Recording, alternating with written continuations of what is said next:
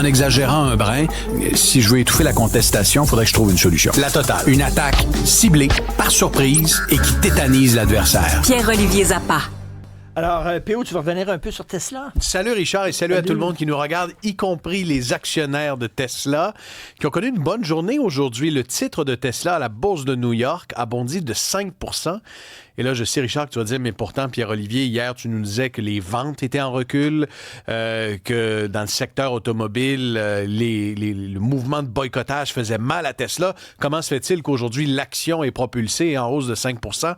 Ben, on est en campagne électorale au Canada. Les électeurs américains actionnaires de Tesla, eux, ont voté aujourd'hui et ils ont voté en faveur du retour d'Elon Musk parce que le grand patron de Tesla a annoncé, et puis je ne sais pas s'il nous écoutait hier, Richard, mais il a annoncé son retour presque à temps plein à la tête de Tesla. T'es pesant, là. T'es pesant, P.O., là. Il t'a écouté. On est pesant. Et donc, face à la contestation qui germait là, au sein de l'actionnariat, hier, en soirée, Elon Musk a dit, écoutez, à partir du mois de mai, je serai moins à la Maison-Blanche, je vais replonger dans mes affaires, et on sent que les actionnaires de Tesla aujourd'hui ont applaudi et ils ont voté en quelque sorte en faveur de ce retour-là. Mais est-ce que les consommateurs, eux, les acheteurs d'auto, est-ce qu'ils vont passer l'éponge? Ça pourrait prendre du temps et seul le temps le dira.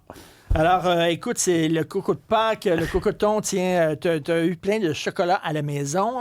Tes enfants, ils ont aimé certains chocolats plus que d'autres. Ouais, je te dirais, il y a un parallèle à faire entre Pâques et l'Halloween. Je sais que tes enfants sont plus vieux, Richard, mais les parents, on hérite toujours soit des bonbons que les enfants n'aiment pas, ou encore, à Pâques, les chocolats que le lapin de Pâques a amenés puis que les enfants aiment moins. Dans mon cas, ce sont les Lindt au caramel. Mes enfants. C'est bon, des Lindt ben au oui, caramel. je vais t'en amener parce que les enfants les ont pas aimés. Et puis, ça m'amène à une réflexion sur Lindt. Parce que je sais que vous êtes nombreux à en avoir reçu ou donné à Pâques. Et c'est une entreprise qui est bien implantée en Amérique du Nord, qui fabrique toutes sortes de gammes de chocolat. C'est un géant qui appartient à Calbo, qui est un géant du cacao et du chocolat. Et aujourd'hui, c'est une entreprise quoi? C'est une entreprise, c'est une multinationale qui a les pieds sur tous les continents. Puis aujourd'hui, ils ont fait une annonce au Canada. En fait, ils ont confirmé à Reuters que le chocolat qui est vendu au Canada sous les marques de Lindt, ce chocolat ne proviendra plus des usines américaines. Historiquement, plus de 50 % des chocolats vendus au Canada venaient de l'une des 5 usines américaines de Lindt. Et là, face à toute l'incertitude tarifaire, Lindt a dit, nous, on va se concentrer sur le marché européen et on risque d'importer le chocolat vendu au Canada de l'Europe. Donc, ça, c'est des pertes d'emploi aux États-Unis? Bien, la question doit être posée. Qui plus est, ce que Lindt dit aujourd'hui, on a pacté nos entrepôts remplis de chocolat. On a des stocks pour des mois et des mois parce qu'on s'est dit, si jamais ça dérape, si jamais l'incertitude économique prend le dessus et qu'il y a imposition de tarifs supplémentaires, au moins on sera prêt et on aura déjà des stocks qui auront traversé la frontière. Écoute, Richard, si tu veux faire de l'argent en 2025, achète-toi un entrepôt et mets-le en location.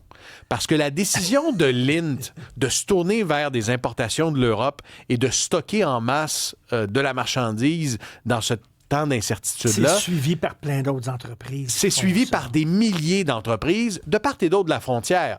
Je te donne l'exemple de BRP. On a envoyé des motoneiges et des motomarines comme on n'en a jamais envoyé aux États-Unis en craignant que des surtaxes soient imposées sur ces produits-là.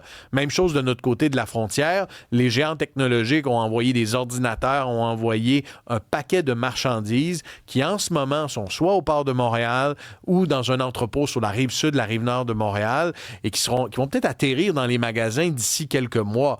Donc, on n'a jamais vu ça, peut-être à l'exception de la période de la pandémie, des entreprises imiter autant les rongeurs et faire des stocks, là, faire des provisions en espérant pouvoir éventuellement contourner d'éventuelles surtaxes. Et comment ça se passe, là, la guerre tarifaire? Là, il me semble que c'est tranquille ces temps-ci. Ce qui change encore, c'est souvent d'idées. Écoute, je pense qu'il y a une certaine lassitude. Je pense que les gens sont tannés d'entendre parler de tarifs et de contre-tarifs. La vérité, Richard, c'est qu'au cours des 24 dernières heures, la Maison-Blanche a changé de version au moins 15 fois. Pour vrai? Je t'ai fait la chronologie. Essaye de suivre. Regarde ça. Il y a 24 heures, Donald Trump a dit, finalement, les tarifs contre la Chine, là, ce ne sera pas 145 %, ça va baisser considérablement.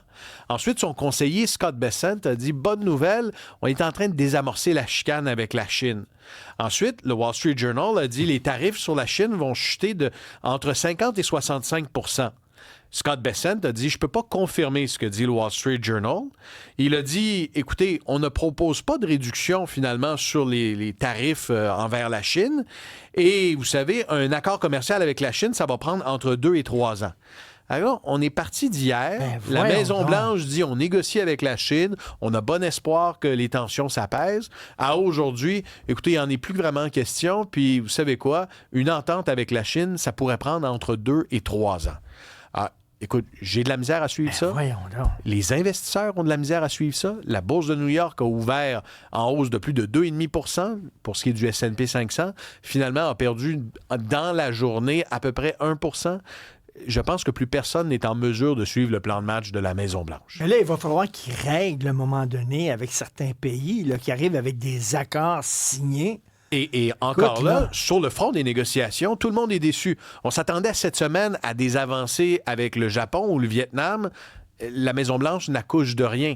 Encore pire, j'ai envie de te dire, cette semaine, le Vietnam a dit, écoutez, nous, on commence à peine à regarder les termes d'une entente d'échange et une entente économique avec les États-Unis. Alors, écoute, tout le monde est pas mal découragé. On se fait dire aujourd'hui que ça va prendre 2-3 ans de négociation avec la Chine. Entre-temps, la destruction économique est en cours et l'incertitude. En fait, c'est la confirmation d'une chose, Richard.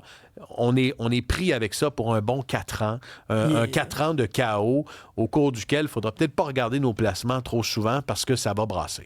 Écoute, tu sais, The Art of the Deal, c'est peut-être bien là, pour une entreprise privée, là, tu sèmes le chaos chez tes compétiteurs, etc. Mais tu ne gères pas un pays comme ça. Un pays, c'est pas une entreprise. Un pays ne peut pas faire faillite. Ou du moins, il peut le faire. On l'a déjà vu dans l'histoire, mais les conséquences sont autrement plus dramatiques qu'une faillite commerciale. Peut-être que Donald Trump n'a pas appris, en fait, de ses faillites. Il en a fait de nombreuses. Mais à chaque fois, Richard, il a réussi à éviter la faillite personnelle. Il a toujours réussi à faire tomber... Tu sais, quand ces casinos ont fait faillite à Atlantic City... C'est le seul gars au monde qui a réussi à faire faillite avec des casinos. Les casinos, c'est une machine à faire de l'argent. Comment tu peux faire faillite avec un casino? Écoute, il aurait peut-être fait faillite avec une cabane à cigarettes à plumes de l'autre côté du pont. Alors, tes enfants n'aiment pas le caramel parce que ça pogne les dents ou quoi? Trop sucré? Je pense que c'est le petit goût très sucré du caramel. Je t'amène les restants de coco demain, Richard. Merci, P.O. Au revoir. Salut.